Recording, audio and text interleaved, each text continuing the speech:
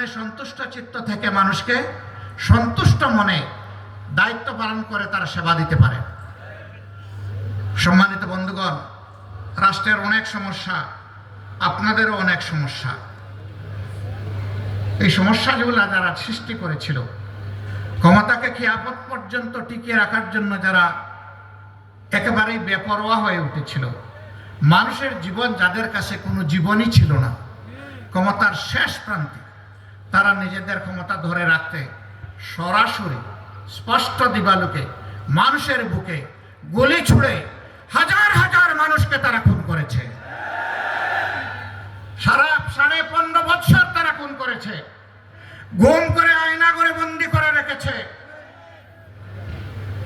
24,000-এর ঊর্ধ্বে মানুষকে জীবনের তরে পঙ্গু করে দিয়েছে। কেউ চোখ হারিয়ে অন্ধ, কেউ হাত পা হারিয়ে পঙ্গু, কেউ আবার স্পাইনাল কর্ডে বুলেট ইনজুরি নিয়ে প্যারালাইজড হয়ে হাসপাতাল কিংবা তার বাড়ির বিছানায় ছটফট করছে। এই অবস্থায় যে কোনো নির্বাচনের আগে অবশ্যই দুটি কাজ সম্পন্ন করতে হবে। একটি হচ্ছে খুনিদের বিচার, এ বিচার দৃশ্যমান হতে হবে। আরেকটি হচ্ছে প্রয়োজনীয় সংস্কার। এই দুইটা ছাড়া বাংলাদেশের জনগণ কোনো নির্বাচন মেনে নেবে না। প্রধান উপদেষ্টা বারবার তিনি ঘোষণা দিয়েছেন, এবারের ডিসেম্বর থেকে আগামী বছরের জুনের মধ্যে ইলেকশন হবে। আমরা প্রধান উপদেষ্টাকে বিনয়ের সাথে বলবো, আমরা ইলেকশন চাই, আমরা সুষ্ঠু নির্বাচন চাই।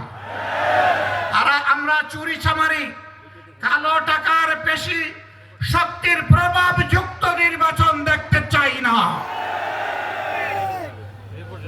এই জন্য নির্বাচনের জন্য অবশ্যই সমতল মাঠ তৈরি করতে হবে।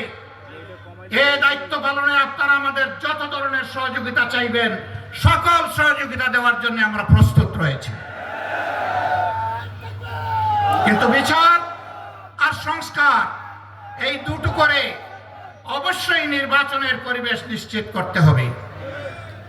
সংগ্রামী বন্ধুগণ, কঠিন রোদের মধ্যে দাঁড়িয়ে আপনারা দীর্ঘক্ষণ ধরে আমাদের কাছ থেকে বক্তব্য শুনেছেন। আমরা প্রীত, আমরা কৃতজ্ঞ।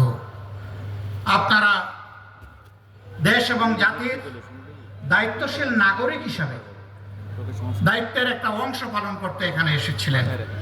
আপনাদের সকলকে